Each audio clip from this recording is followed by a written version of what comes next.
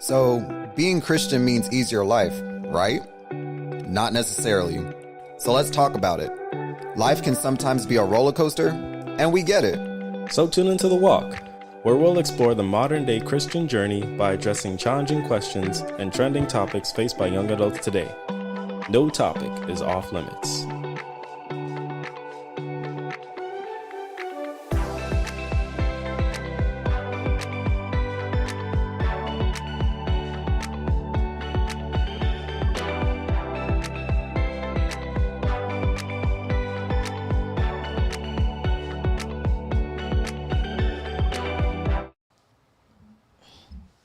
All right, guys, welcome back to The Walk Live in episode 5. Hello. Season 3? Season 3. We are here with the topic Unfiltered, the next generation speaks. Yeah. So we kind of talked about this at the end of our last episode, giving you guys a little bit of a rundown. This episode, basically what we're going to do is me and CJ have interviewed some of the youth in our church. And yes. And yes. With a woman, yes. And we got their thoughts on certain questions. So we're going to be showing those clips and then discussing their responses. So I think it's going to be pretty interesting because they did have some very interesting responses. But first, let me introduce who we have on the show today. Obviously, you have me and CJ, your hosts.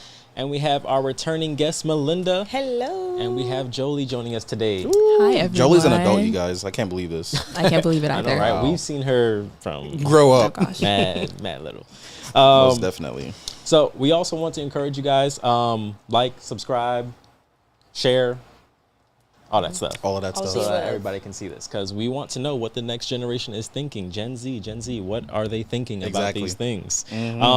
Let's do our first segment, Won't He Do It? Anybody have something that they want to give thanks for? They want to talk about how God did something for them. Doesn't have to be today, this week, last month, in general, but gotta let the people know that God will do it. Absolutely. I guess I'll start first. Of course, thank God for bringing us to another week and to another Sabbath. And also, I've been starting journaling.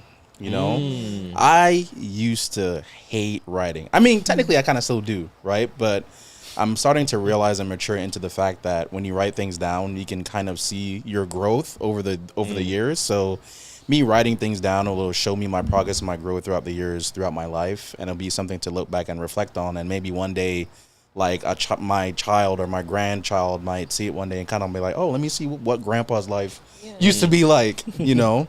And also, I want to thank God for safe traveling mercies, because I flew from here to Tulsa and back, and also on different connecting flights. As we know, that happened, was it like a week or 2 weeks ago in India, you know, that flight from India. So over 200 people lost their lives just in an instant, right? So we never know, like, when our time might be. So that could have easily been me on that flight, but I am so grateful and I'm so thankful to God for bringing me to Tulsa and bringing me back from my work trip safely, the pilots and everyone and all the passengers. So I'm really thankful for that. Yeah, these days these planes be dropping straight out the sky. Please, So please. for real, He's up on it. for real, you gotta really, you can't take that for granted anymore. You can't. Honestly. Yeah. Yeah. You guys want to go? Oh, I can go. Yeah. Go ahead. I guess mine is more just like a general grateful. I felt really grateful this year, just for like my life in the sense like, yeah, bad things come, they go, whatever. But I'm like, for the baseline, life is great. Like I have nothing to complain for, and even when I do, it's pointless because someone always has it worse. I'm like, oh, I have a great friend group. Love you guys. I'm like, oh yeah, work is good. Like we get to travel, we get to experience life, and people are going through so many more things than I am. And I'm also just grateful. Like I'm not rich, but I'm like, oh, I make enough money to live life. We're living. I'm like, oh, in that this is economy, right? that is. Yeah, Man, our I'm taxes like, got taxes. when I'm on a plane, I feel really grateful on a plane. I'm like, wow, God, I get to have this opportunity of being in the sky. Like, that's actually to be in the sky is crazy, guys. To be flying. I don't want to think about it too much. Right. Scared. Wait a minute, 40,000 feet going 500 miles an hour. I'm in a metal box. Right. There's people that never get to leave their city. That's true. That's true. Like, Their whole that's lives. a great opportunity. Yeah. So I'm just grateful that God has given me a good life. Awesome. All right. For me, I'm just really blessed that I have a summer internship. I feel like college students are always trying to get on that internship grind. Like it's always internship. And I was like, I don't know what's going to happen this summer. Like I'm coming home, not going to be in DC. There's not really many opportunities for what I want to do back home. But I was blessed to have connections and networking, and I was able to secure an internship for the summer, and I'm making money. And A paid internship. Yes. For sure. That's rare. You want to shout out your school? Oh, HU, I guess. You know. Okay. Dang, all right. Well, Not HU, I guess. well, let's hope this doesn't go viral. They'll be like, kick her out. Right. We don't want her academic probation. No, that's awesome though, for real, because I know firsthand like that stuff. One is super competitive, and then there's not even a lot of opportunities. And then for it to be paid, like Jolie, God is good. All right, so for me, I guess I'll just say God's been good that He doesn't let me stay in negative headspaces for a long time. Like if anybody asks me how, like, oh, Andre, how have you been doing lately? The most real answer I'll give is that, like, okay, it's kind of like a roller coaster. Like, there's good days, there's bad days. But in and of myself, I feel like it would be definitely all, like, lows. But I'm thankful that God, even despite myself, pulls me out of those lows. Like, even if I wanted to just stay low for a while and just, He's like, nah, all right, Andre, enough wallowing. Like, get up. So I'm thankful for that, because it's definitely not myself that gets me out of the lows and back to like more of a high. And yeah, there's that person that says, or that saying that goes like, you're either in a storm, you just got out of a storm, or you're about to go into the next storm. So like anytime you're on a high, it's like, all right, this next storm, it's coming. It's a matter of when. You just wait for it to drop. Yeah. So I'm just thankful that there are those hills and those valleys, and it's not just all valleys. Do you give yourself like a time limit to get over things? No. That's literally why I'm saying this, because if it were up to me, let me tell you something. How the week starts will be how it ends. Wow. Like I will just, Yeah, because I feel like that's how I allow myself to sit in my feelings, but also motivate myself to get out of it. Like, I allow myself for like a week. Oh, Melinda, cry. Like, sit in it. But then at some point, you get up. Get up. So, all right, how do you do that? Because my therapist told me that, right? And I know that that's true, that you're supposed to like sit in your feelings. So I was telling my therapist, like, look, I'm not good at that. Like if I feel a negative emotion, I want to suppress it and ignore it, like put it to the side, keep moving forward. And I'm like, to some extent, it's good because I need to do that. Like, for example, for my job, I can't just be like bringing my own personal feelings into my work. Like I have to like put that to the side. But I also do that in my regular life as well. Yeah. So she was like, your feelings and emotions are there for a reason, Correct. If you suppress it, it's not going anywhere there. It's going to be there like exactly afterwards. So I'm like, okay, got to feel this thing. All right, makes sense. But then how do I stop feeling it? Because like, when does that... when the floodgates open, when how do you stop end? it? Yeah. and like this is gonna be like an ongoing conversation for sure, with me and my therapist. But that's the part that I think I struggle with is like, okay, if I decide, all right, we're not gonna like ignore this, where does it end? I think it also would help to identify how you want to release those emotions. So like, oh, if that comes with journaling and like writing out your emotions, that might be a way to cope. Like me, I'm a crier. I'll like act like I'm not crying, then I'll go in my room and I'll bust out crying because like that, it's a form of like releasing stress also. So I'm like, sometimes you just need a good cry. I'm like, oh, I guess like just identifying what would help you release those emotions without, sitting in it too long too. Got you. It's a pretty good answer. I like that. I'll say to what you were saying too, CJ, about journaling.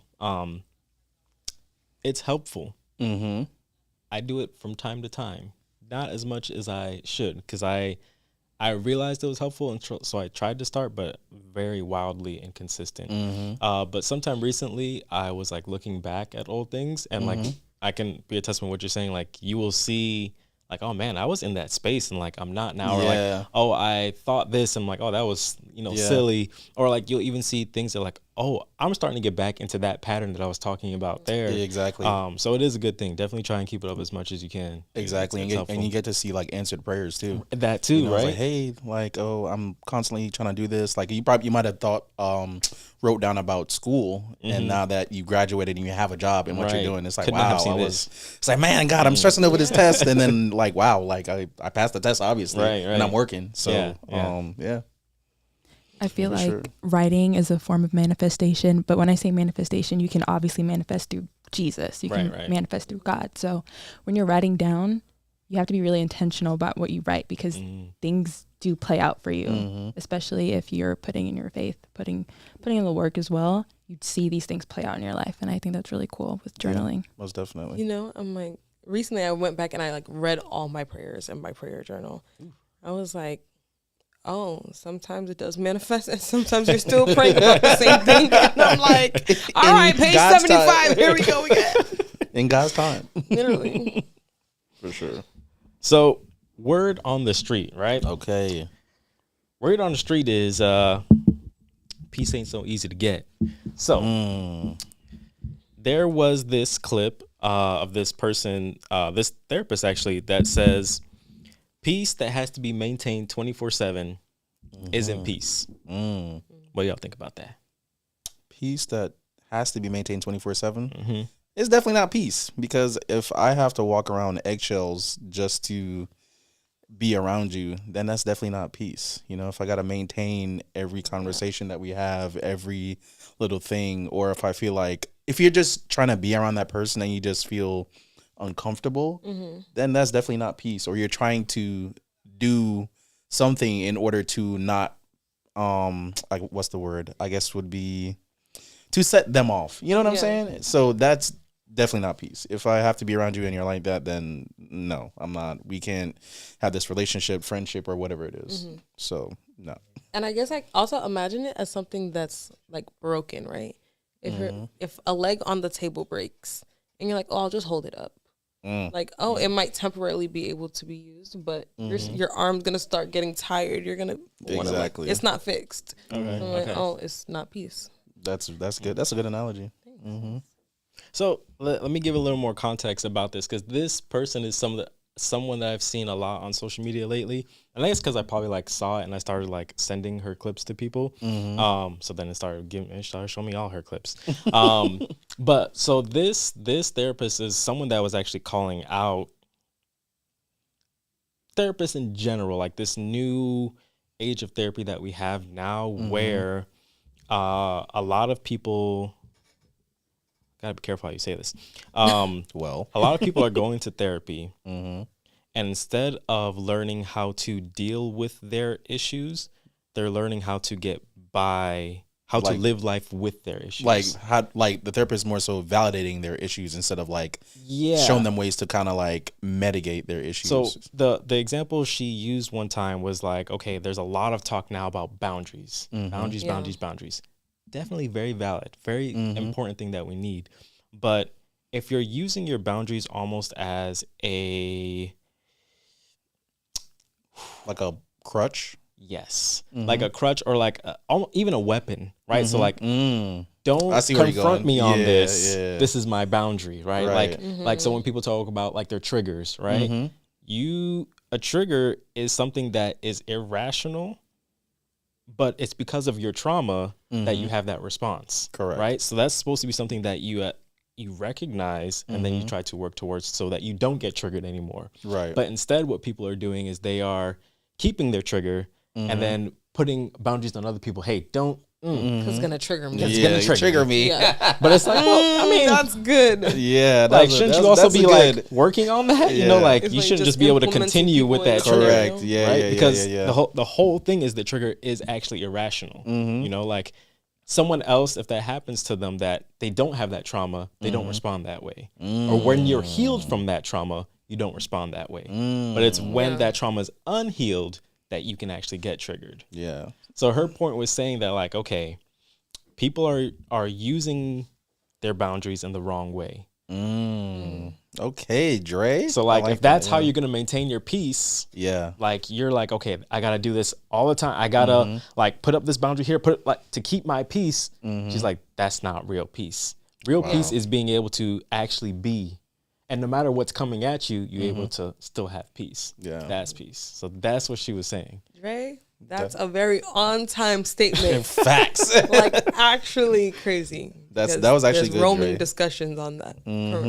Yeah. So I saw it and I was like, okay, this is good because and it was, y'all remember Shane's birthday at that Airbnb and we were having all those talks. Yes. And we were actually talking about therapy too. And so it was like after that weekend that I saw this and I was like, oh, this is good because this is kind of what Shane was saying. Yeah. And he's like therapy is good, but some people are like using it wrong. And I was like, Shane, this is basically saying what you were saying. So do you feel like more so people go to therapy for validation of the things they're going through instead of like finding ways to kind of work around them or heal from their traumas?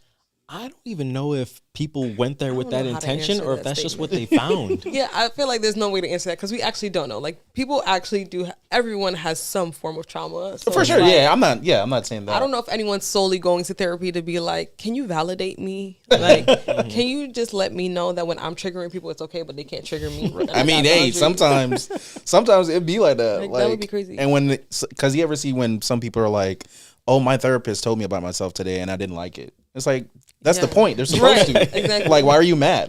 Like, they're supposed to tell you the things you're doing wrong. It's not about your feelings just being validated. Like, you're supposed to hear what you're doing wrong. Right. You know what I'm saying? Like, if you, like, broke up in a relationship, what are the things that you did wrong in that relationship? It's not what the other person did as well. Like, you have to figure out where you could have made some corrections. They just need to go to therapy also. Oh, man. No, I think it was, okay, so like you were saying, we can't say, you know, what happened in therapy, but I think she was calling out people and also therapists. Ooh. Because some therapists, and who knows what the real deal is, but I think it sounds good, what they were saying. And if you're not careful, you wouldn't, like, I didn't really catch that until, like, the conversation we had at Shane's house, where I was like, you know, okay, I have to kind of think about that because the things that they were saying before, boundaries, it sounds good. Like, oh, if this is important to me and other people care about me, they should respect this. So it sounded good. It seems like logical, good advice, but there might be, like, a little bit more digging that needs to be done. Yeah, absolutely. Yeah. Peace that has to be maintained 24/7. I'd agree. Peace. I'd agree. It's not peace. If it's one thing you take away from the pod today, guys, that's it. All right. So without further ado, let's get into the main topic. Yeah. Let's see what the next generation is saying. Shall we? Yeah. But Lee, go ahead and wait. Before we start the video, like let's backstory. You know what I'm saying? So the reason how this kind of came about was I remember we were on like it was one of our meetings, right? That we had, like our youth meetings that we had. And we discussed like, yo, what's one topic we should kind of talk about? And it was kind of like a podcast style, like interviewing the youth, like, you know, with the little mics and all that stuff. So we came up with that idea, and then perfect timing. We had Boys and Girls Club last week. to where we had we a rented lock-in, out. y'all. Exactly, we had a lock-in. You know, the old school lock-in. It wasn't at church. Now you we know, had a but- new Right, generation the lock-in. new generation They're lock-in. spoiled. Yes, Right. I wish I had So this we got an lock-in. Airbnb. We rented them an Airbnb. You know, they had a lock-in with all their church homies, and it was actually a perfect time to interview them to where they were in a comfortable setting and in a vulnerable setting to you know, they can be free, they have their guard down, and they can be expressive of their full self. So myself, Andre, and Yaz interviewed some of the kids that were there, and we kind of got their opinions on stuff that's going on in church lately. So yeah, we'll just see their reactions from there. Cool. Go ahead, DJ, Lee. drop that video. Drop the beat. What do you like about church? One thing I like about church is that it's very welcoming. You walk in, everybody's there to greet you. You're greeted with a smile, you're greeted with a hug. It's just, you feel like family, especially for people who are just coming to the church. You always hear great things coming from them too, like, oh, like you feel like your family and you don't even know these people, but it's a great experience. What do you love about church? What I love about church is like the people there. They're very kind. It's like fun to go around and hug people. I usually go next to my mom and then like just hug people that she hugs. And then it's also like what I love about the church is like the activities they do. It's also fun, and like the Pathfinder rope thing, that was also like you tie the ropes, and I learned lots of new things. What do you love about church? I enjoy socializing, fellowshipping with people like-minded, and just having a community that is warm and welcoming. Do you think you've always felt that way, or that's something that's changed over time? I've always felt that way, but coming to Florida, I felt that even more. Shout out Mount Zion. Oh man, yeah, All right, so I'm not gonna lie. I was surprised by those responses. yeah. Really? I was surprised. For our church or just like Okay. I feel like that's on brand for Mount Zion. Mount Zion, for MZ, okay. yeah, for sure. I guess. But now, okay, their responses that like multiple people, and not more people than are in that clip, were saying the exact same thing. Like, oh, Yeah, it was welcoming, multiple, right, exactly. Like, they, for some reason, they really like the like going around and giving hugs thing. I did Yeah. not expect that. Greeting that people. was shocking. Because when I was a kid, I was like, oh, some welcome time again. Like, good Right. Lord. And I got to get up and move and give some. Yeah. But like a lot of them were saying that, so that was surprising to me. But what was more surprising was that like, that I don't know, that they enjoyed that they thought of church as welcoming. Because as a kid, I don't know. It's not that I don't think I would have thought church was welcoming. I don't think I would have noticed. That church Like That's as a not kid, like a that's thing above that's me. on my mind. Yeah, that's Yeah. like if someone is your church welcoming? I have no clue. I'm there with my friends. Like You're talking about, Think about at, that. like their age. At Like that if you were age. like 13 or 14, yeah, you'd have been like, is I church have welcoming? no clue if church is welcoming. Fair. I feel like when I'm thinking back to my experience coming here at 11, it was very welcoming. Like my mom, Pastor Burkell was the pastor at that time. And my mom was just like, oh yeah, we're new. She needs something to do. And he just brought me into the room with Rhythm of Praise. And the rest was history. And then I just remember like at that. fellowshipping, having lunch. And that's really like how everything started. Yeah, and I feel like also our church is very active in with doing different things and having the youth involved. So I think that definitely helps too. Like Boys and Girls Club, for example, they have Pathfinders. And even they were saying the welcome, you know. Yeah, so yeah. we have our like doing our welcome song is one of my favorite parts. You know what I'm Yeah. saying? Even though we just changed it, I like that one better, but still. Anyway, going around and hugging, right? Going around hugging everybody, like you never know what it can do, and it can spark someone's morning, Right. their day, their week. Just feeling that warm embrace from someone that they love, and I love our saying at Mount Zion, like.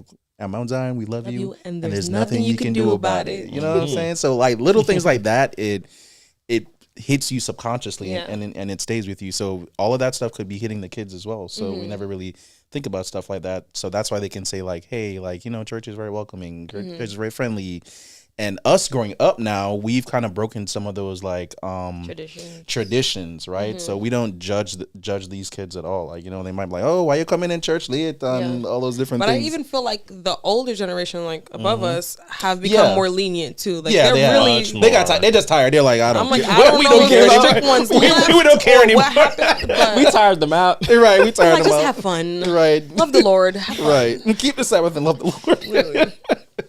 But yeah. You made me realize something, Melinda. A lot of the people that answered that question, and even the ones that aren't shown in that clip, were people that moved to Mount Zion. Yeah. So they actually did like experience the like welcoming part as a kid. Yeah, that makes sense. Because I'm like, I got here pretty young. So I guess that like it was me welcoming people more so, but like the congregation wasn't that big. We were in a small church. They are right now, like they got welcomed. Right. So I guess that would stand out. It makes a little more sense. Yeah. It makes a little more sense. And that's actually such a blessing for their generation, but also ours, that like every church has their issues, but Mount Zion, you guys should visit us sometimes. 2123 Smith Street, Kissimmee, Florida. Yeah. We're a pretty good church, like for real. I think so. I'm grateful for us. Yeah, for sure. I agree. I concur. I used to drive here at what, an hour and 15 minutes every Saturday? It's worth it. Well, I moved now. I'm not doing that anymore. I drive 7 minutes, neighbor. Neighbors. All right, Lee, play the next one.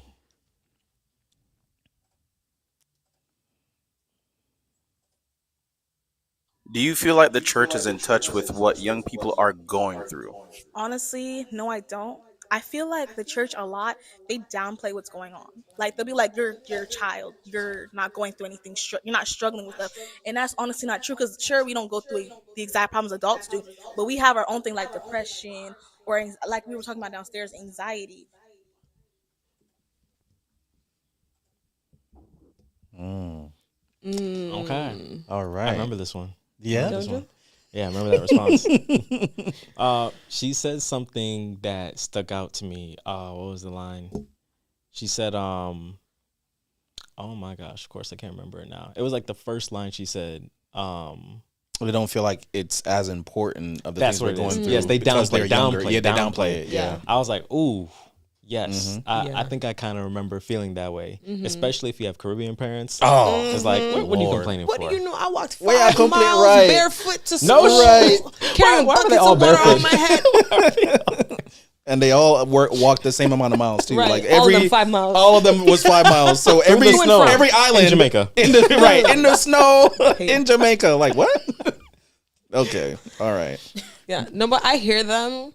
Because it's definitely like, oh, what are you actually experiencing to have depression or anxiety at such a young age?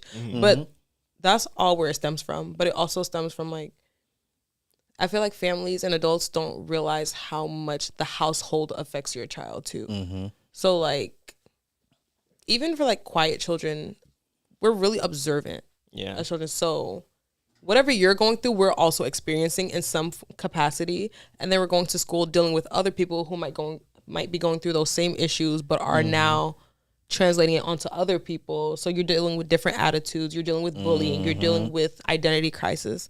So I'm like, I could definitely hear that, to say that the adults don't necessarily see that they go through those things. Yeah, absolutely. And growing up in the Caribbean as well, for like our parents, was different from growing up school here. Also, like school here in America now, like these kids are, they're like off the chain. Precisely. You know what I'm saying? So off it. They having kids really young. They doing everything now, and you have all these little YNs popping out. Like, that's a new thing now. Apparently, everybody want to be a YN.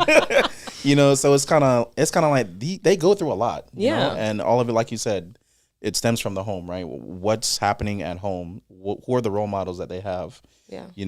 And if you put them in a situation to where you can let them speak freely, of course, respectfully, of course, right. You can kind of hear what they're saying, and you can kind of give them advice from a parental standpoint to kind of show them how to deal with the things that they're going through. Yeah. They just want to be heard. Yeah.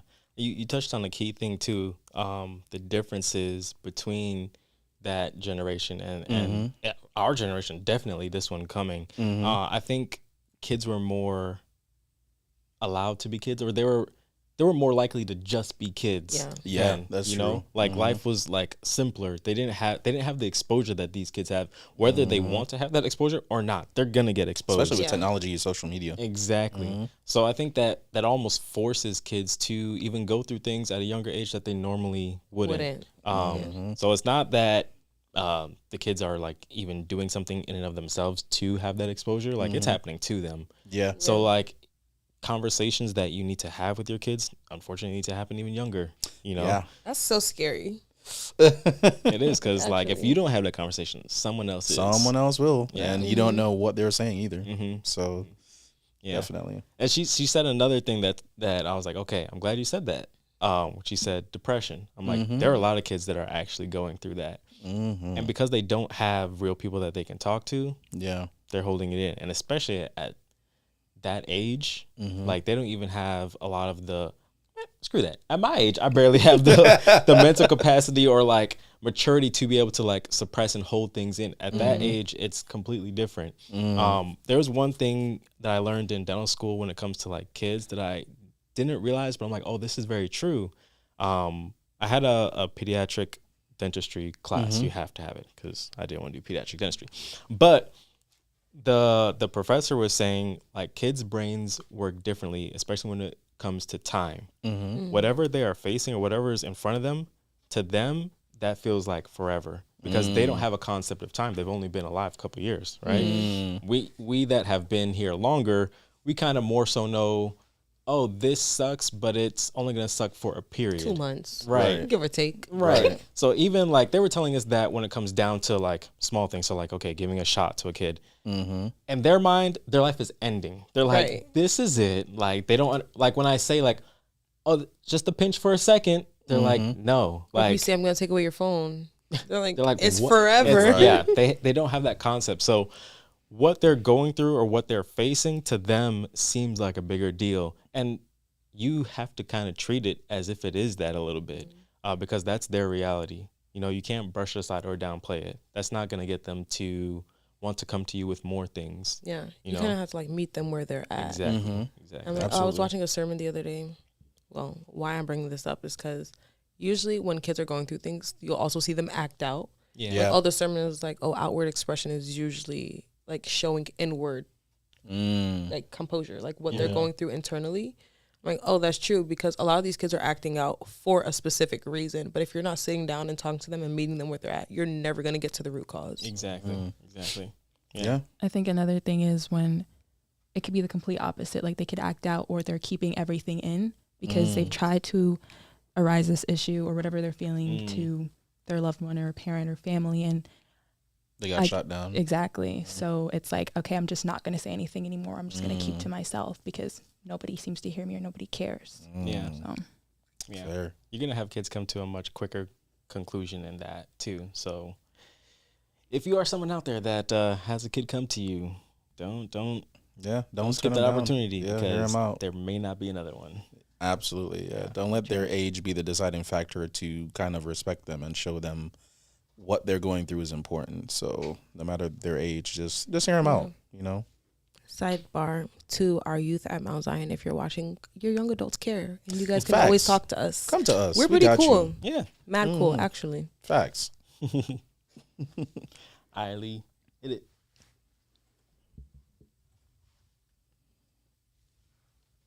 How do you think social media has affected your faith and spiritual growth? I feel like as a Christian and like having your For You page more geared towards Christian content, I feel like sometimes you don't necessarily know what is truth and what is not truth, and you have to read for yourself. That was a good response.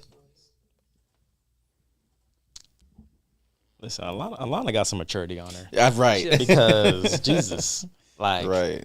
She said you gotta read the word for yourself. You saw she put the fist on. She was like, she's right. Gotta read for her. But she's right though. No, she really is. She really is.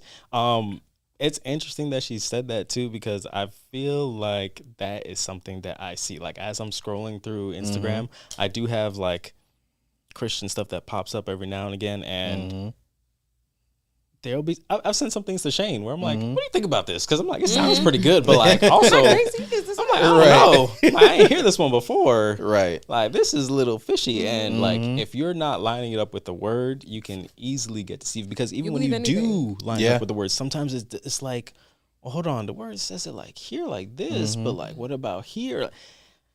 It can get really hairy. Yeah. It really can. If you aren't lining it up with the word, then it could also lead to instability in your faith. Because me and Shane were also just saying, like, 1 week it could be, this is what society is on, and then the next week it's the complete opposite. Like, oh, that's not what I'm like. Yeah. This is actually what Jesus said. But I'm like, oh, you would know that there's no flip flop if you would have been in your word. Yeah. Absolutely. And yeah, your social media feed is a dead giveaway of the things that you're interested in. So if the wait, sorry, okay, y'all know how like sometimes you do stray from like your routine as a Christian. Have you ever been convicted by your feed? Like, oh, there's way too many worldly things on here, so you start staying on videos longer. Like, I need to let me watch this let me watch this sermon to the head. Right. Nah. I won't say I've done it. I have noticed though when my feed will like change. Like, I do. Like, it's like, oh, every fourth video is no longer a Christian video. Right. It's like, actually, let me just watch this reel for 30 seconds. A lot of like Haitian videos keep popping up on my timeline. Haitian? Yes, as because I keep hanging out with y'all. As they should. But yeah, so it's definitely important to have a clean feed, because social media will send you down a rabbit hole. So the things that we see is very important. So having a clean social media feed is definitely important to have as a Christian. So you're like you said, so you're not swayed left or right, and also doing that reading for yourself will have you to know exactly what the Bible says about certain topics that we hear about on social media, with relationships and money and all these different things. So keep that feed clean. Yeah, and what you see and what you're listening to is feeding your mind, it's feeding your body. It's essentially, it's like, oh, the people that you hang around, you'll be like. The stuff that you're watching and listening to, you'll become like. So I'm like, oh, it leads to lust, it leads to aggression, it leads to all these other things that's going to transpire later on in life. And you're like, oh, how did I get here? What you were watching, what you're listening to. Going back to the previous question, Keenan made a comment that's really good. He said, studies show that depression rates are often higher in first world countries than in developing nations. I believe it. He also said one possible reason is that in many parts of the developing world, people are so focused on meeting basic needs, probably why Caribbean parents can't connect. It's like they're focused on like, oh, we gotta eat today. Like, we can't focus on like, oh, so-and-so didn't, text me back. Right, that's not important. In third world countries, you're saying? You're like in third world countries? And developing countries, yeah. But then it's like, in developing countries, is it that depression is not there? Or is it like they're just ignoring it because they don't have time to worry about it? I wouldn't. So, okay, for example, imagine if your whole community was essentially on the same level as you. They were all struggling. They're all looking for the next meal. They're all living paycheck. There's no competition. Everybody's just trying to get their next meal. And then you're just working with the community to live life in peace. Let's all move. Let's start a community, right? But then in the first world country, like you have the super rich, the wealthy, then poor, super poor. Like there's different classes. So like, is our class even middle class anymore? Like what? I don't know. The lines are all blurred. The lines are very blurred. I don't know. Crazy. I just got $3. That's all I got. That's all I got. Can't even get me ice cream. I feel like social media also has like a big factor in how your mental state is. I feel like everyone's always trying to compare people to one another. Yeah. And there's so many different standards to meet. And it's like, you don't have to meet them. Like, you're your own person. Literally. You don't have to compare yourself to the people you see on social media. So, and I feel like a lot of the younger generation like fails to recognize that. And they're just so focused on, well, how can I be like this? Or how can I, That's true. Comparison is a thief of joy. It really is. Honestly. So just stay in your own lane, honestly. Yeah. And I feel like I was just talking to Shane about this today too.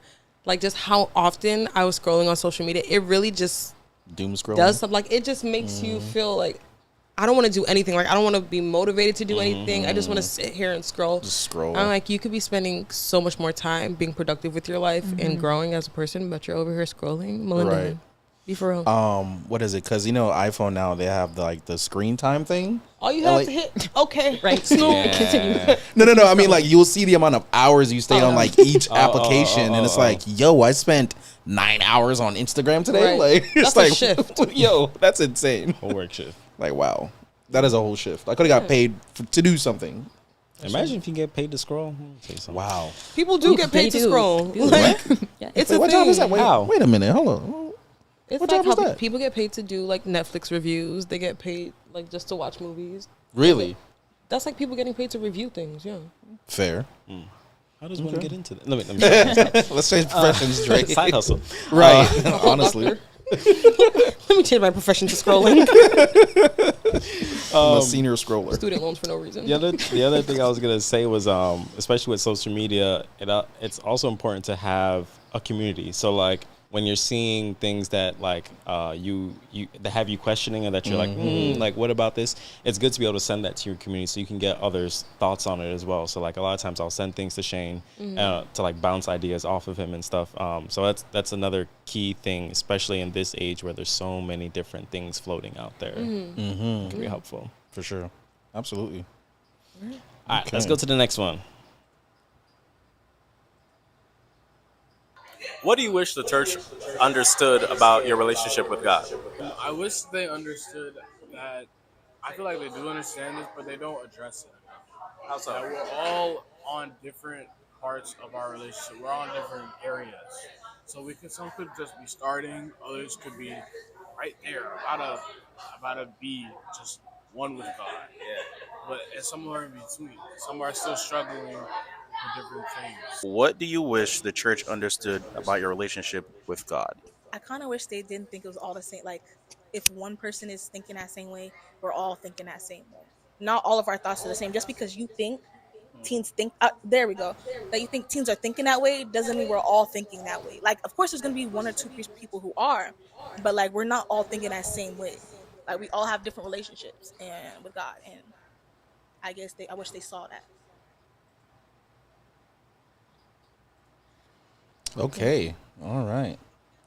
One thing about this generation, they want to be seen as individuals. Yeah. Yeah. Mm-hmm. Don't group them people up. For sure. Which I think is valid, though. Yeah, absolutely. Yeah, absolutely. Absolutely. Yeah. So I do feel like the older generation can do that sometimes. They'll lump all of the young kids. I know they probably did that with our generation. Mm-hmm. They'll be if let's just say, for example, if one person smoked weed and someone hangs out with them, it's oh, you're turn weeded now, hanging out with so and so. It's what? How did we get to this conclusion? It's clock. Right? On clock. Yeah. No, just because they do that doesn't mean I do that. But like Nigel said, we all have our own different walks. We all have our own different journeys, and it's what someone is going through over here is not necessarily what someone's going through over here. So treat us as individuals, on our own path, on our own journey as we're still learning and growing, And then you would think that as Christians, I'm going to say we would do that more often rather than grouping them together, because we should be spreading the word of God calls you to be who you are in him. Mm-hmm. And not necessarily granted, who you're surrounded by. I'm not gonna say birds of a feather flock together, but you know what I'm saying. But what am I trying to say? It's important for us to instill in them, be your own individual person. Yeah. And as Christians, if we're reading our words and knowing how to spread God's love, then that should also be our message to them. So it's very valid for them to say, I don't want to be grouped with these people. Mm-hmm. Yeah, absolutely. Yeah. To that point, God sees us as individuals, right? He created each one of us unique individuals specifically. Even when the Bible talks about us, it always uses, I won't say always, but the verses that come to mind for me, it's always you. I know the plans I have for you. Mm-hmm. I knew you in your mother's womb. It wasn't, I knew them. You know? Exactly. It was specific to you because he had a specific purpose for you. It's your individuality that God wants to use. It's something in your specific character that he's I'll be able to use that for my good, So fostering and maturing and like helping that individuality grow into the the right path and everything, I think is according to God's will for his children. And it is important. I'm like, society already puts enough pressure on them to like figure out who they are and whatnot. And dang, what did Nigel say? Society puts enough pressure on them. No, not what I said. What did Nigel say? that people are at different parts.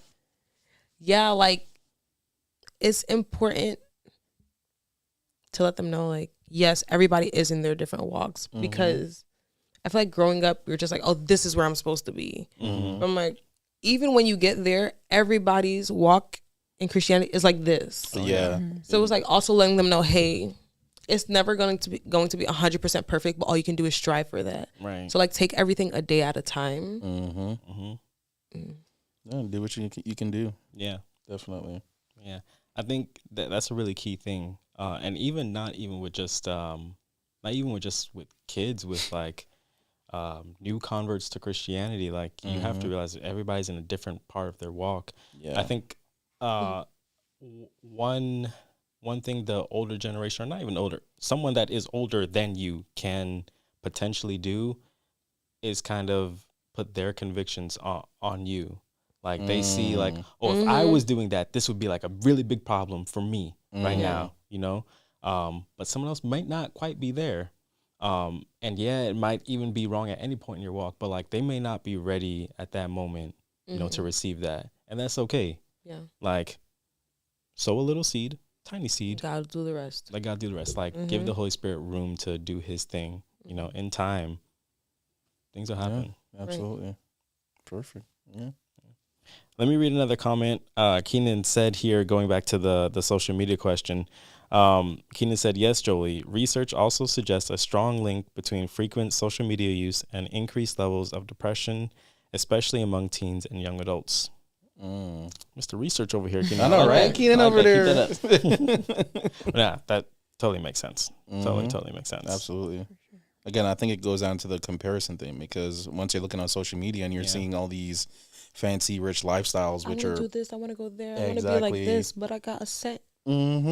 That's how you see people flexing on cars and different islands. Meanwhile, it's rented out for the day. Literally, that's what I'm saying. So, literally, 95% of social media is fake. Like 99%. Like, let's honestly, 99% of social media is fake. Everything is fake jewelry, fake everything, fake.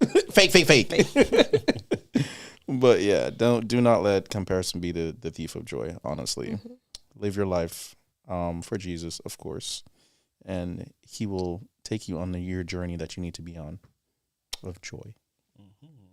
All right, Lee, let's play the next one.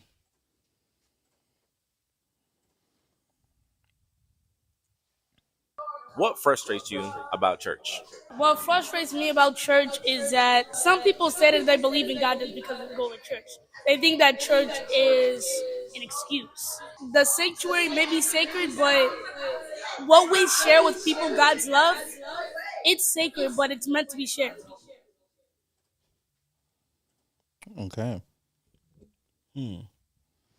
Okay, so the church is sacred. However, we still need to share God's love, right? So I think he was trying to say that even though the church is something that is sacred, we might not, I guess, maybe do enough outreach to people in a sense as a church. I was getting to share God's love a little bit. I was getting that church is more than a building kind of thing. Okay. You know what I mean? Yeah. That's kind of what I was getting. So what I was getting from him is, yes, like church is more than a building. And it's like people use church as a reason to say, oh, I'm a good Christian. Like, I show up to church. I keep all the rules of the Bible and I'm a great Christian, but you're going outside and treating people poorly. Right.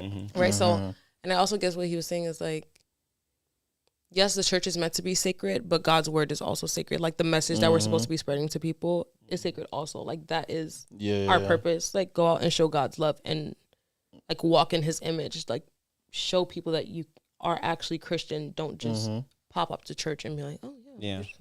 I always wonder, like, so if you were to go in the street, if you were to go out in the street and just have like different interactions with people, like in the grocery store or in offices or anything like that, would people be able to tell like you're a Christian, based on those interactions? You know, like would they genuinely think I'm a Christian? Like if I get cut off in traffic, if someone skips me in line, like all those different things, right? Like what would make them be like, wow, this person is different, right? Right. So I have this hat that says treat others so radically that they like wonder like what's so different about you, something like that. You have a hat that says all of that. Yeah, right. It was a trucker hat. It was a trucker hat. Yes, it was like this tall. Like it was like.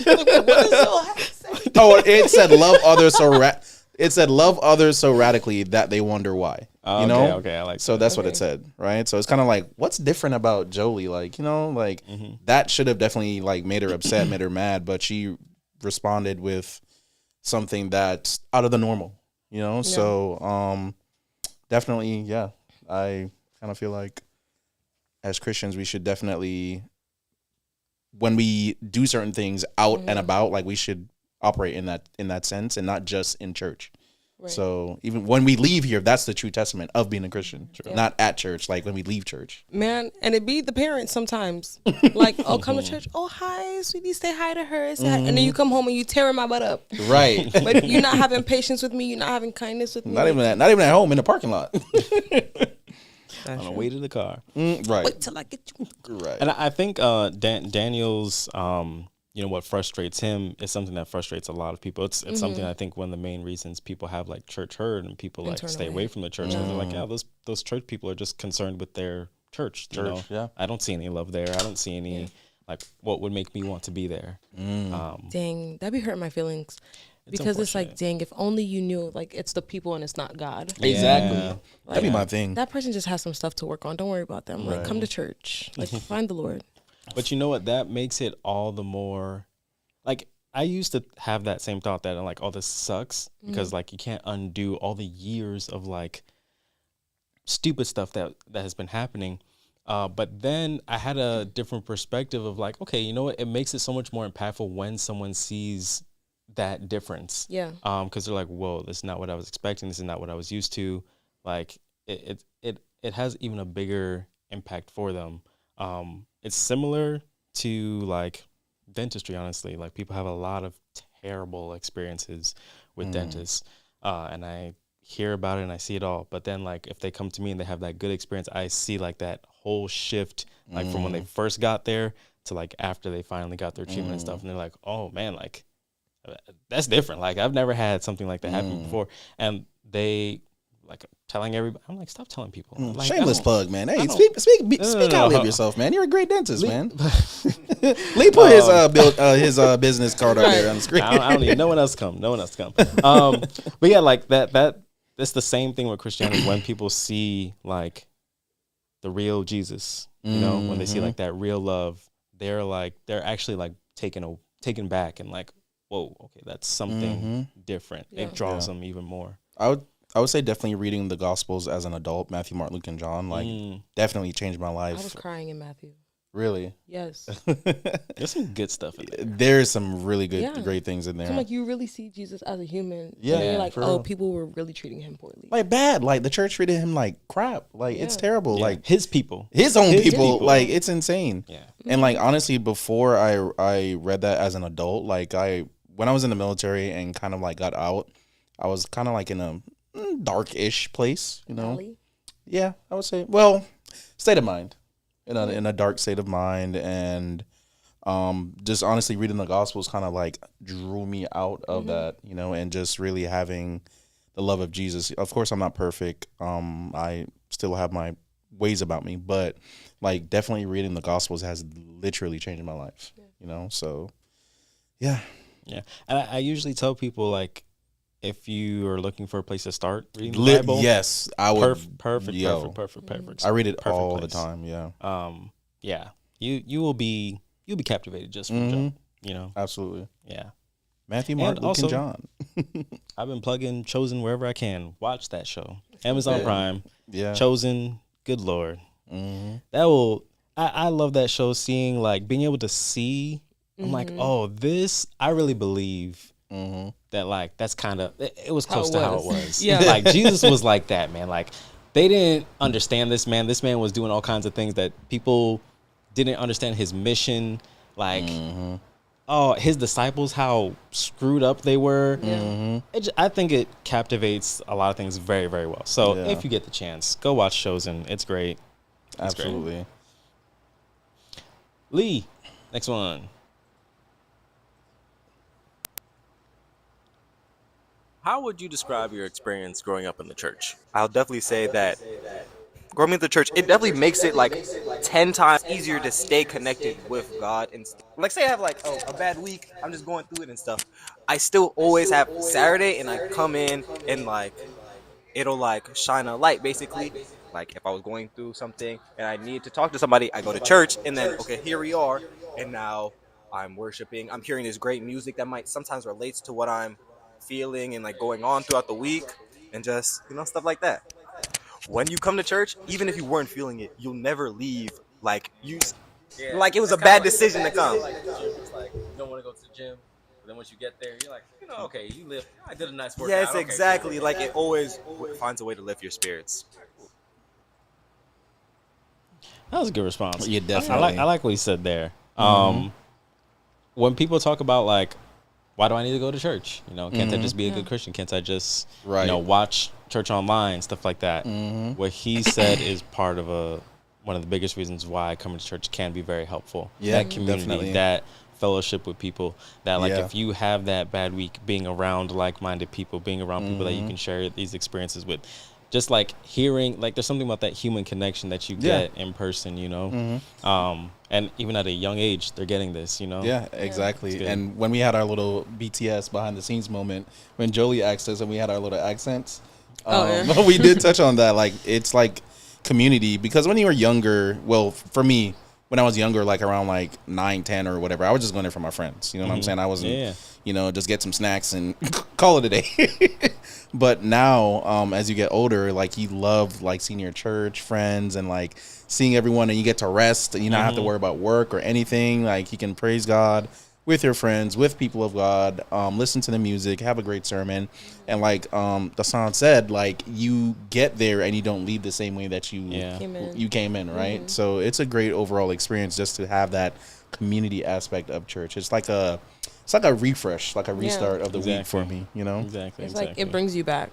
Like, I just had this tough week, but now you can like reset, be around like minds, and just like there's something about coming to church, having food, and then going home and sleeping. That'll make your entire week brand new. Talking my language. For real. Yeah. I feel like growing up in the church like places such an advantage. Like I feel so like not.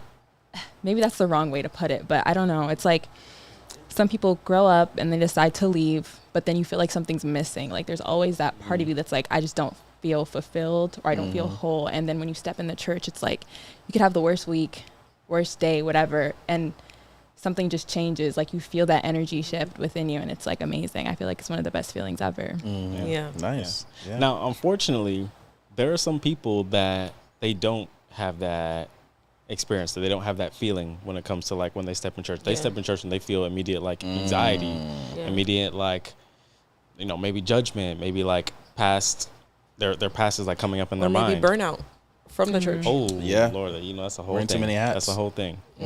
Now, I would say if you're one of those people that you're getting a more of an anxious, fearful, judgmental feeling when you're showing up at church, maybe try a different church. Maybe you just need something fresh, something new. Fair. Especially if like the church you're going to is the church where you felt like you had that hurt.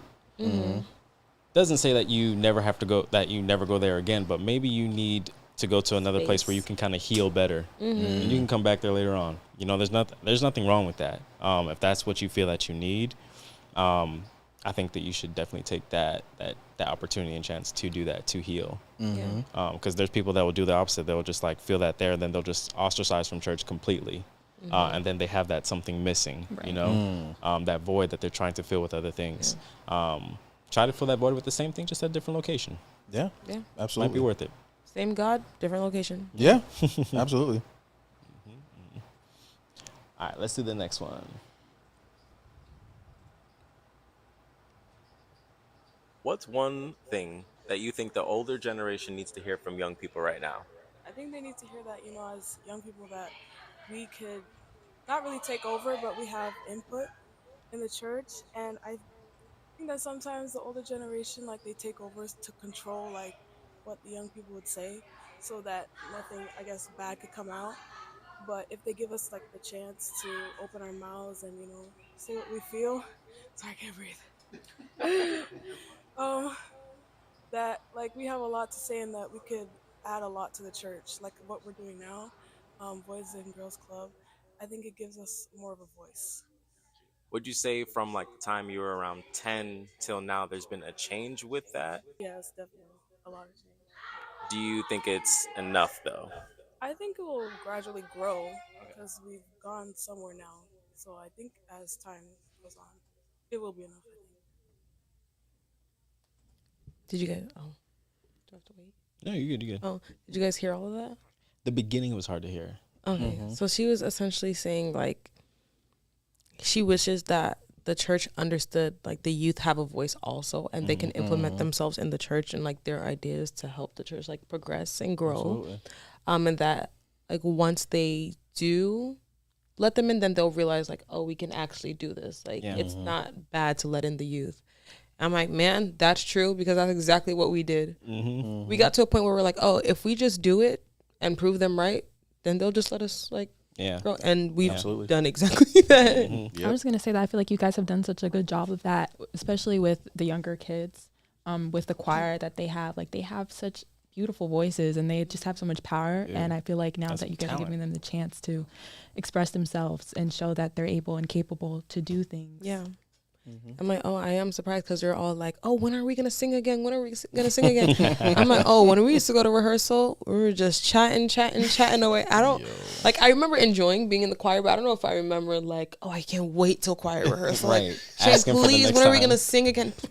I'm like, yeah, we, even with, like, aside from the youth, just like the church dynamic and everything, once it was reset. Yeah, that changed. Oh, everything. yeah, reset us. It sure did. Yeah. Sure did. Now, Shiloh, if you're watching, we're coming for you. Yeah, since you got so much to say, I don't want to hear no for anything. Like, Shiloh, can you do this? Can you do that? Absolutely. That's what I want to hear. But no, she's right. The young people, when you give them the chance, they will surprise you. So it's something that I think at Mount Zion we've done a pretty good job at. And I think we're going to definitely continue to involve them more, because especially a lot of them, I'm realizing, man, y'all get into that age. I'm like, oh, you're not that little anymore. Right. Yeah, like, they're a grown they're teenager. Like 16, 17, about to be 18. So, like, so y'all about to get in some stuff. Y'all don't even know. Yep, they about to start preaching. I think one of the coolest parts about like growing and blending the generations and like learning more about the youth and going to the Airbnb is like learning their personalities and their strengths and like seeing how they mesh well together. I'm like, oh, they could actually do this in church. Like, they'd be good. Like, oh, it's kind of weird, but a good weird, because like you were little, but now it's like, oh, you can start implementing yourself and like it's cool to get to know them. Yeah, absolutely. Yeah. Now, Phaedra said, I think it was in regards to the last one about church. She says, as Christians, we are rules focused rather than love focused. Definitely something. Yeah. That's the problem. Very focused on behavior modification. Yeah, that's true. It's always the do's and don'ts, or if you do this, you're going to go to hell. It's never like the love. And it kind of has to be a mixture of both, right? Because we know that there's wrong from right. For sure, yeah.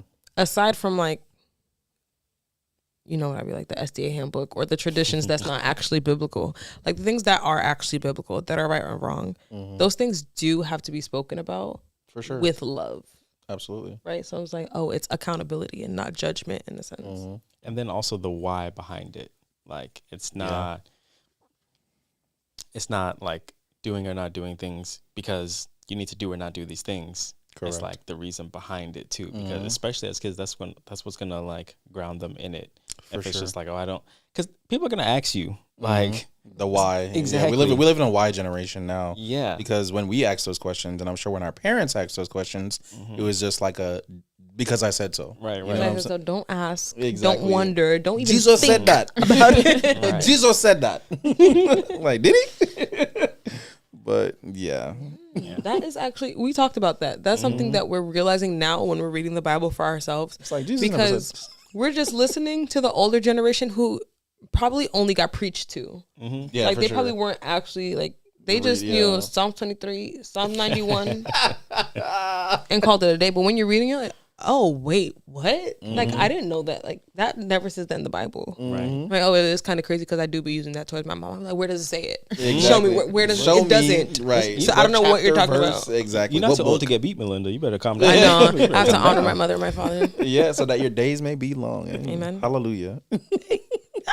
But yeah, definitely more love than like rules of beating rules over your head, because Jesus led with love, you know. Yeah. When he was here, again, back into the gospel. So definitely reading the gospel, you will see the love of Jesus. And once I think when you fall in love with Jesus, then you'll be more so inclined to want to follow the rules. You know what I'm saying? So once he has your heartstrings, you know, the Holy Spirit will do the work. I think a lot of the times we try to get in front of the Holy Spirit to try to force people to want to follow the rules, and then you'll fall in love with Jesus. Like, no, it's the opposite way around. Like, once you fall in love with Jesus, you would want to follow his commandments. Like, if you love me, keep my commandments. You know, and then you'll go from there, and you'll love and grow and keep those commandments because you love God. Right. That's good. And that's actually something that I wanted to mention at the Airbnb, but I was like, oh, we were just talking, because one of the questions was like, why is it so easy to sin and so hard to, you know, stay on the right path?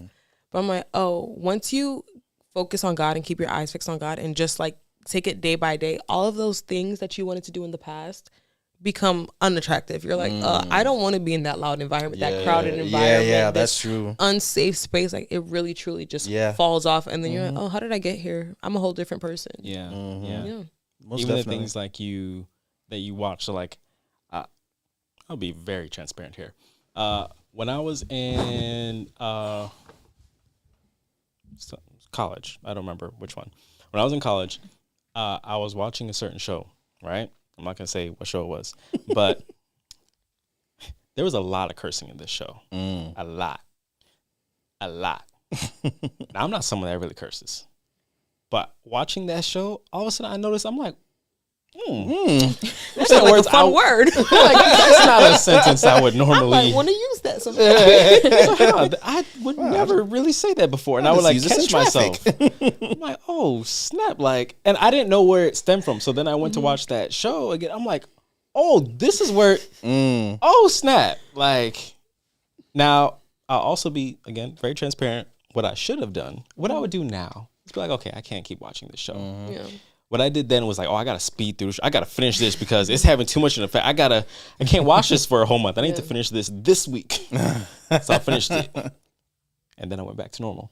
But no, like seriously, the things that you view and behold, like really do change you more than you think. So careful what you put your eyes and ears on, for sure. Yeah, absolutely. For sure. 100%. I have a question. I don't know how to form it, but it's like, if you felt like it wasn't a stumbling block to you, would you feel like it was okay? Yeah, that's why I was watching it in the beginning. Oh, when you fell into it? Oh, Like, I because was you were like, watching oh, it, I don't curse, so didn't I see- could watch it. Didn't see. I was like, yeah, other things have cursing. Yeah. Like this just has more cursing. Like it was just incredible. I was like, these people, oh, they like to talk. Good Lord. So I was like, yeah, it's fine. But once I realized how it was affecting me, then even when I was like rushing to finish it, I did have that like guilt, that like conviction, like, dude, you shouldn't be watching this. Like you, especially now that you know how it's affecting you. Whereas before, when I was ignorant to it, didn't seem like an issue, you know? So yeah, I think it does, something does change once you realize. Yeah. Okay. I think we have one more clip. Okay. What conversations or topics do you feel should be covered more in church today? I feel like more like real life stuff and stuff that's really going on around the world, and not more like the past stuff, you know? Because we're already past that. So like more stuff that's happening now that we could really relate to. Do you have an example of something recently that's like a topic or conversation that you feel like either should be addressed or like was recently addressed and you were like, oh, that's cool that they talked about that or they should talk about this? I feel like we should talk about the government a little bit and what they're doing. We're supposed to be a family, but like what they've been doing to like like deporting all these people and stuff like that. Like I feel like we should talk about that. How do Jay you gonna think get us in social trouble. media has affected your faith and spiritual growth? I feel like as a Christian and like having your For You page more geared towards Christian content, I feel like sometimes you don't necessarily know what is truth and what is not truth, and you have to read for yourself. Okay, to what Jay was saying, man. Listen, Jay got political on this, man. Separation of church and state. Let's just put that out there, right? Yeah. For one, let's put that out I'm there. like,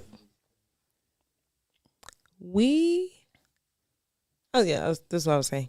I mean, we can preach and talk about the things that'll gauge your moral compass to help you with like the political side, like what you're voting for and stuff. But I don't know about preaching about the government. Yeah, I think he just wants us to be more aware of it because we're kind of silent about the things that are going on. Like, is it right? Like, I don't think they hear us speaking about it, like about what's going on with the deportations and all of these different things. Like, they're going into people's like homes, they're going into people's jobs, they're literally finding people on the street that are of color and asking for paperwork, and it's like, bro, like, why would I just randomly born here? Like, literally, like, you know what I'm saying? Like, people are being targeted. Like, let's be for real. People are being targeted that don't look a certain skin tone, and they're being targeted. Would that be something Jesus would be pleased of? We can definitely touch on those certain things. So, I get what Jay was saying, but to go full fledged on the government, on the judicial branches. That's a different story, but we can touch on those certain topics that do affect people that look like us and speak more on those. I feel like I would just want to like, how would we speak? What would we speak about on that? Go ahead. All right, so this is what I would say. I don't think okay, it gets hairy talking about political issues from a pulpit. Yeah. All right? We are a Christian community. And I think one things the kids miss out on is talking about relevant things. Relevant things that they see that they're going to talk about during their week, right? So when they're going to be around their friends and their church, their friends at school and stuff, these are things they might be talking about. Their friends might be talking about. So, for example, let's go back to like 2020. We had that whole big social unrest with the whole BLM movement, all that stuff, right? I'm sure that kids were talking about that in school. Absolutely. And if we're not talking about it in church, not necessarily from the pulpit, but like having conversations with the kids, like from a more Christian perspective, how are they going to have the things to say in the conversations, right? Like they're going to be very conflicted with like, okay, I have thoughts and opinions about this, but is this no one's really got to be in that process, right? They're like, they're trying to navigate their Christianity with the real issues of the day. And if they don't talk about that with other Christians, right? How are they going to have the things to say? How are they going to be able to work through those thoughts? Like we kind of are older, we kind of can do that ourselves, but they could definitely benefit from having those conversations, So Absolutely. I think that's more what he's saying. Like, talk about the things that we're going through, the things that like that the world is going through, so that we can have things to say, so that we can like figure things out in our mind about it. You know? Absolutely. I feel like I actually need my hand held on this topic, and I think that's just because I'm not a political person. Like I actually, I just let it be essentially because my mindset has always been like, what am I going to do with the missiles? Like, what, besides my prayer for the nations and whatnot, like, what can I actually do? So I'm like, could you guys possibly think of an example of how we can have those conversations with them? Like, as far as the deportation, like, what would a conversation with a youth look like? If you could think of one. Definitely, like, of course, like, having them ask questions like, hey, how do you guys feel about it? We can give them our opinions, and we can find things that apply to it, like in the Bible? You know, would this be something that Jesus would kind of go for, right? Is what is going on right now, is this fair? Is it right? Is it just? You know, because Jesus was the person that stood up for the underdogs, pretty much. You know, like, you know, he was flipping tables in church. Like, what are y'all doing? Like, you know what I'm saying? Like, I don't do stuff like this. Like, this is not the love of Jesus. You know, so we can definitely circle back and find those things in the gospel again. Okay, I can see that. You know, and speaking on that, like, is what is going on in our community right now, would that be something Jesus would be pleased of? How would Jesus speak to these politicians? Or like, why does he allow this to happen? Exactly. Okay, yeah. Stuff like that, yeah. I can see in that view. And there is no biblical evidence of this, what I'm about to say. But I would imagine, right? Let's go back to the Bible times. We're in Jesus' day. The Jews are basically controlled by the Romans, right? If you think them Jews weren't talking about the Romans in their day-to-day conversations, you would be wrong. Like, that is my opinion, right? Can't find that in the Bible. But of course they were talking about that. It's not I don't think they just like completely ignored it or it was never talked about. I believe that they were talking about it. The kids overheard their parents talking about it. Like, that was their reality at that time. And it was probably talked about. Today, I think what these kids are missing out on is that they're in a present reality and it's not talked about. It's as if it's not happening. Yeah. So they're like, well, what? All right. Like, you know. There's another biblical example, you know, the slaves being rescued from Egypt. You know, we had those plagues. God said, let those people go or I'm sending these plagues. So they wanted to keep them in a certain place. But even though it's kind of like the opposite now, they're sending them back to other places.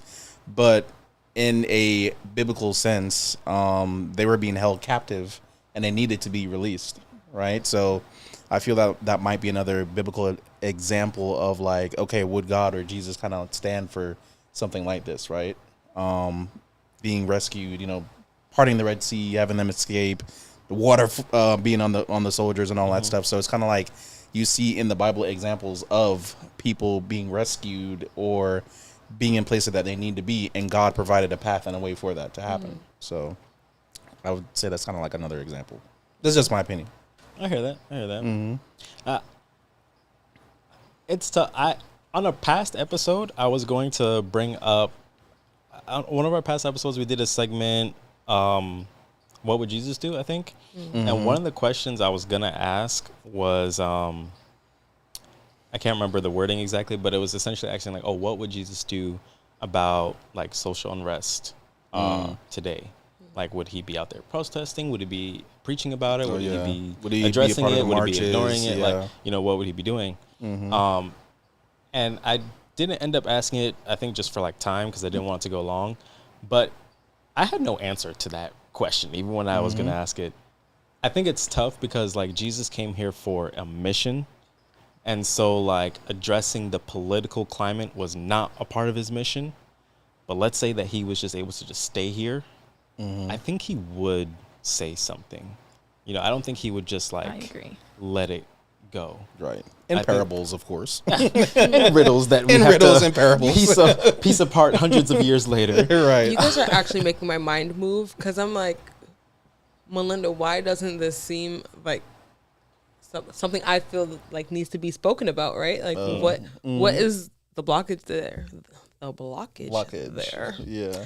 And I think I've come to terms with like things have to happen for a reason. Like there was certain things, like there was certain things that had to be in place for Jesus to like fulfill his mission. Right. Yeah. Like things are going to happen. So dang, maybe it is bad that I'm like, it has to happen. Like, you know what I mean? Like there is a bigger picture that we have, and to not lean onto our own understanding. But I also feel like if Jesus was here, I feel like I imagine Jesus to be like walking around calm and like answering questions. But I don't know if he'd be like at the top of the riot, like this, like, you know, kind of guiding like that, because he was, or to our knowledge, was a calm man, unless he was flipping tables, righteously. But I feel like he would just be here moving calmly because, of course, he knows all things. So it's like, I know this has to be in place. I know this is about to happen. I know Jesus is about to betray me so that this can happen and whatnot. Right. So I don't know. So what about the Old Testament, right? When his people would be oppressed and they would pray like, okay, God, like forgive us. You know, these people have been ruling us for the last 40 years. And he's like, all right, you're done sinning. All right, this is what we're going to do. And he's going to like deliver them. You know, I would say that was him taking action. No, like I think God would take action, but there's still a plan. You know what I mean?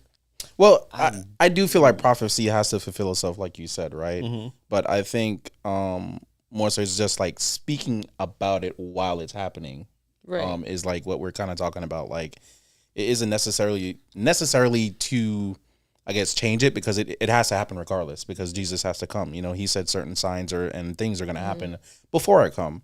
Is just to say, like, is it right or wrong? Yeah. Even though, despite we already know it's going to happen, but it's kind of like, is it right or wrong? Would Jesus kind of like stand up for this or not say anything about this? And I'm just saying, that's my blockage as to why I like understand it. But then I'm like, the youth don't see it as I see it. It's like those things do have to be spoken about and like clarified to them. And I guess to maneuver, like, what if someone does talk to me about it? Like, how do I go about that? How do you respond? And then also when it comes to like being black in America, like how do I handle that?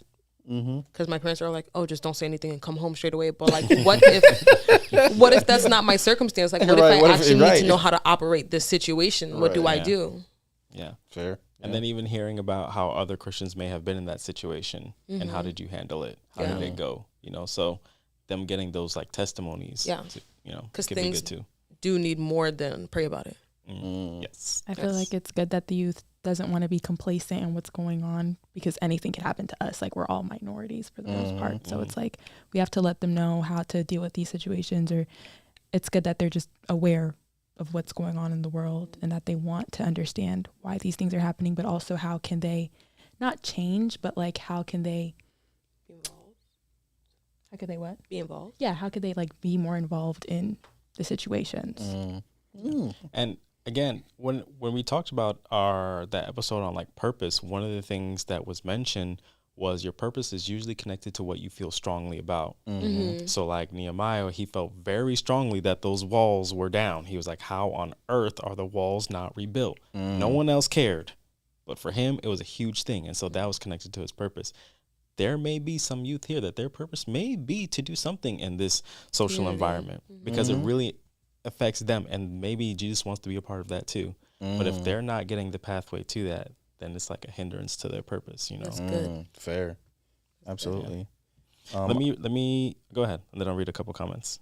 I was going to say, well, after you read your comments, I'll say something. Okay. So Phaedra, going back a couple topics, she said about as Christians, we focus on rules rather than love. And she said, how can we implement both without being judgmental, the rules and love? So keep that.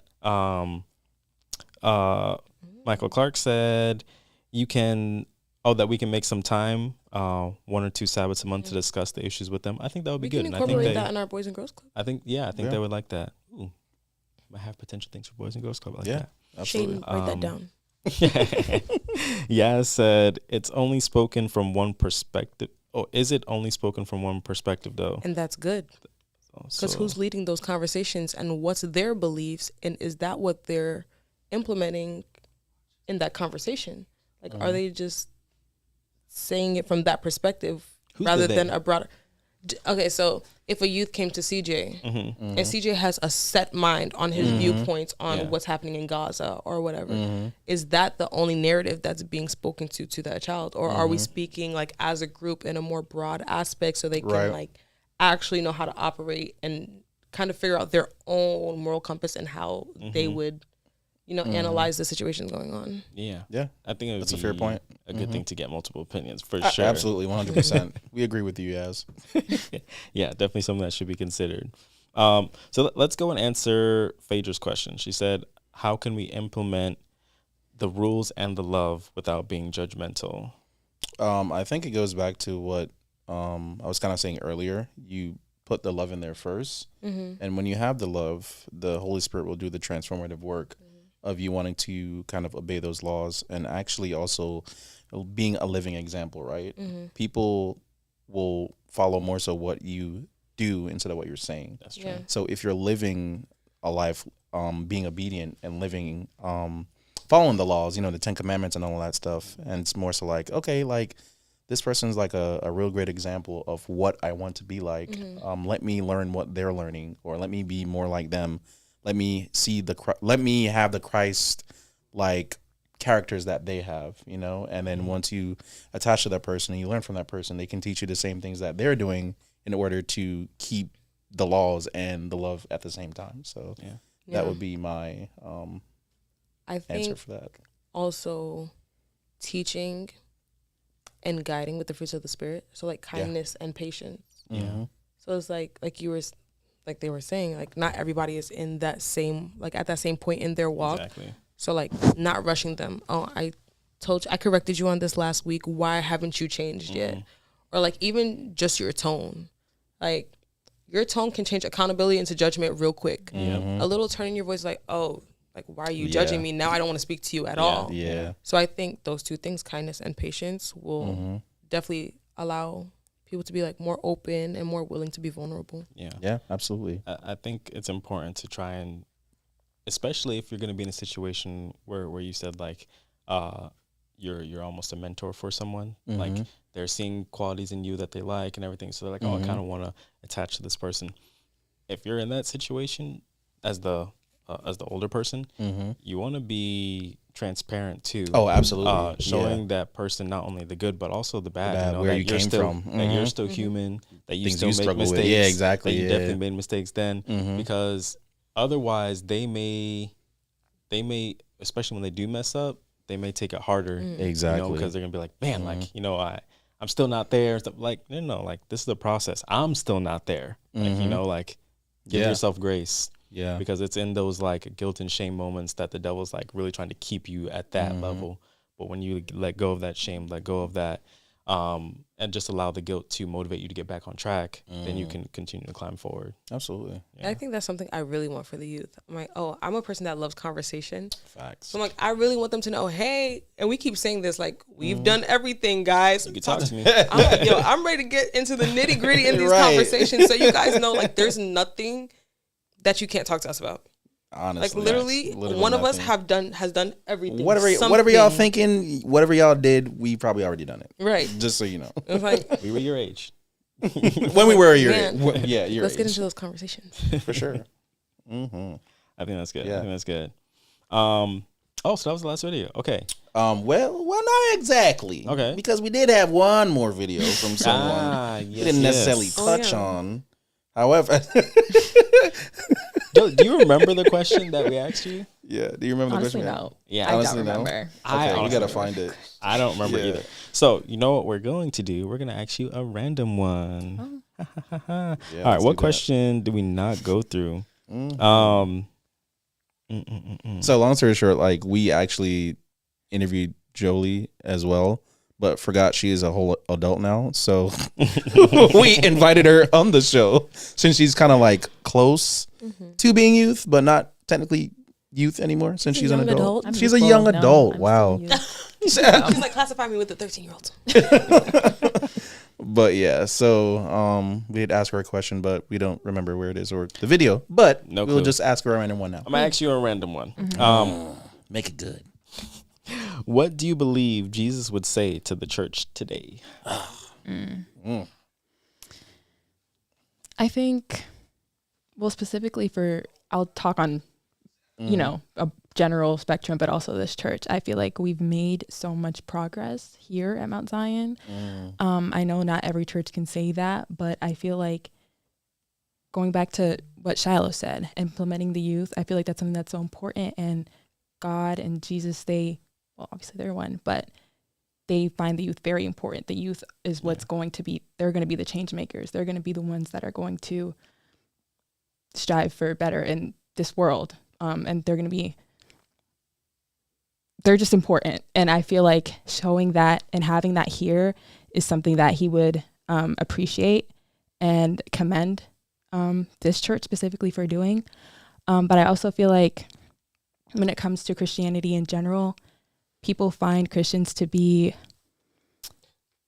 how do I say that without being they find Christians to be hypocritical. So I think that's something that he would say that needs to change, because how can we grow and increase our church and increase members when people always have something to say? People are probably have never had a relationship with Jesus, and they probably don't want to, because so many people are being hypocritical towards them. So I feel like that's something that he would say needs to change within Christianity as a whole. Okay. That's good. To touch on something you just said, like the hypocritical part, I feel as though people from the outside looking in, people that aren't Christians, when they see Christians mess up, it's kind of like that. I caught you. I got you. And it's kind of like, right, we got him. Like, see, I knew you was a cheater. I knew you was a liar. I knew that too. What are you trying to catch me for? Like, exactly. It's kind of like they feel like once you get baptized, once you're a Christian, it's like, oh, everything is supposed to be easy. It actually gets 10 times harder. Yeah. You know, because the devil's after you and trying to make you slip up, trying to make you mess up and go back to your old ways, your old life, and you have a lot more temptations. Because the devil don't care, like, if you're not a Christian. Like, he doesn't care about you. He's not trying to win you. You're already lost per se, but you can never be lost once you have the eternal gift of Jesus Christ. Hello. He leaves the 99 for the one. Yeah, for the one. Hey, Shando. But I think once people that aren't Christians understand that we're still human, we still make mistakes, we're still gonna mess up, but the thing we have is a gift of forgiveness. We have grace. We can go to Jesus and repent. That's the point of repentance, to kind of turn from our old ways. Sometimes we might slip up, but we get up. We fall down, but we get up. But yeah, so that's what I think is kind of important in that message. But thank you, Jolie. Of course. I have like two things. Go ahead. One, I feel like Jesus will be flipping tables. I'm not gonna lie, especially with like modern day Christianity and like how off the walls they've been. I'm like, yeah, I'm sure he'd be walking into Transformers Church and flipping tables. Hello. And flipping tables, you just gotta blur out some things.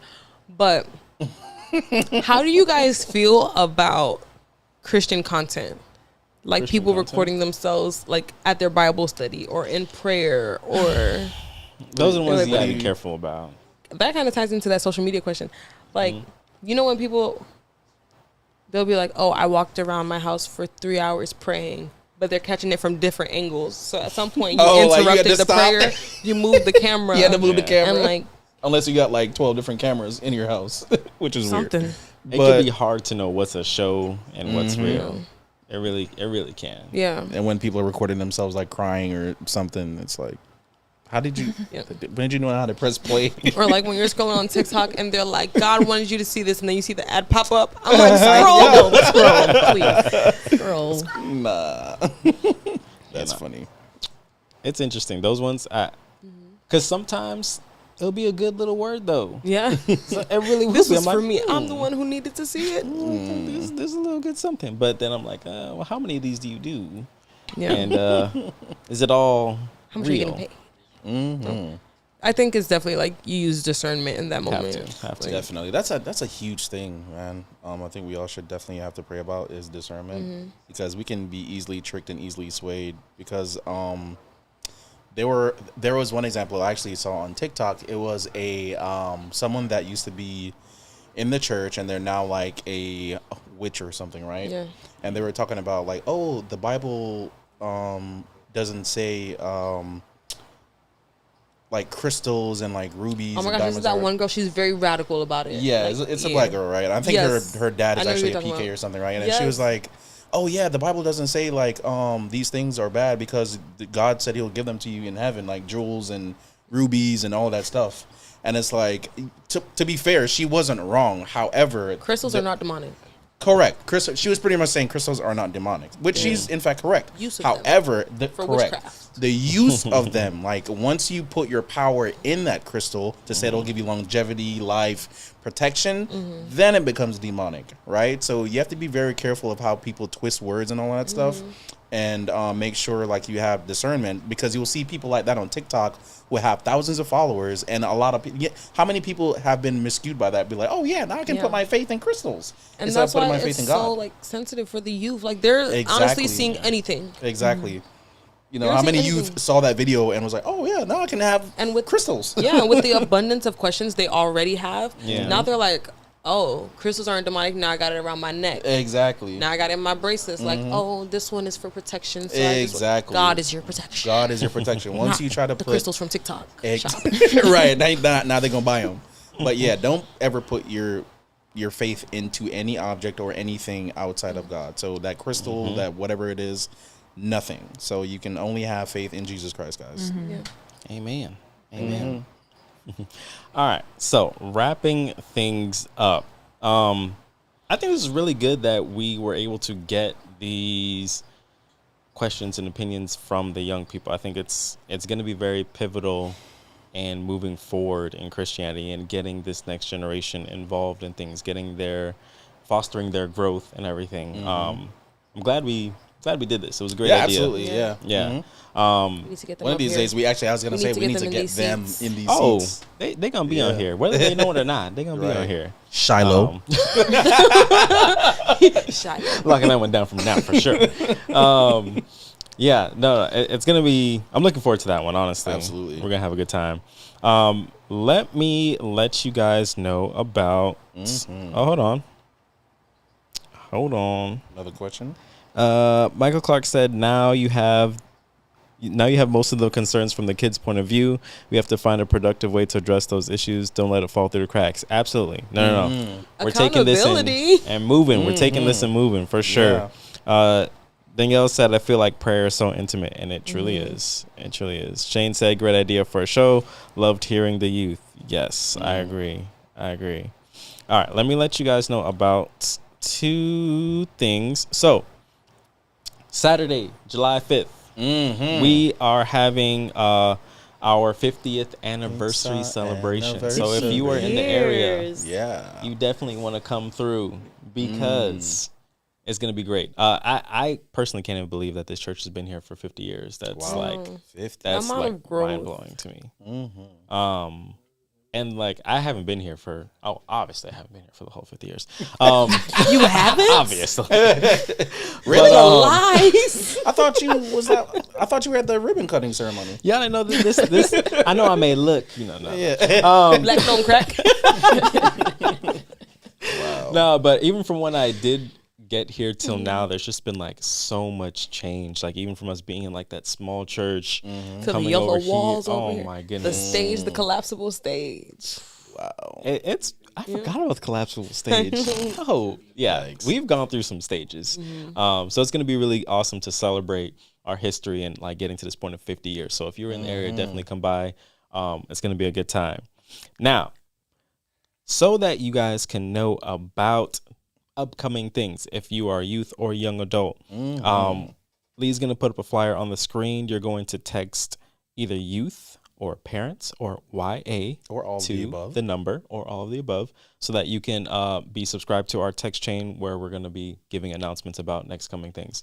We don't spam you guys. It's very, few here and there. You can unsubscribe at any time, but just so you guys can know what's coming up, it'll be really good. So honestly, I wasn't subscribed to the youth one because I'm not a youth, and I had no idea about this lock-in.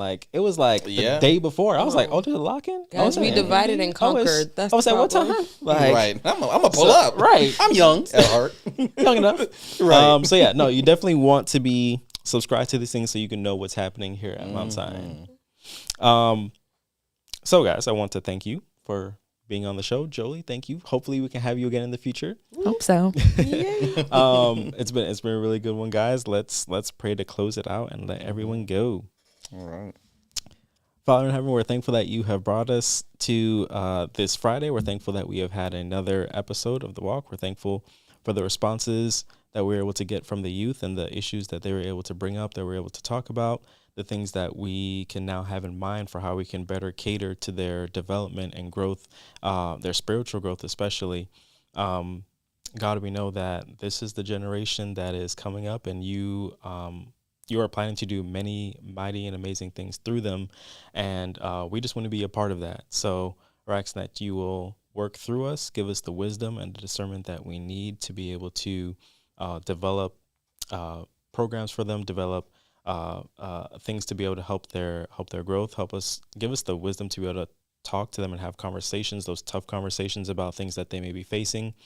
We know the devil is not shy about bombarding them with all manner of things, so we need to be open and transparent to be able to have the tough conversations, not just only about you and only about spiritual things, but also about the things that they face on a day-to-day basis, the things that they're dealing with at school, the conversations they may be dealing with at school.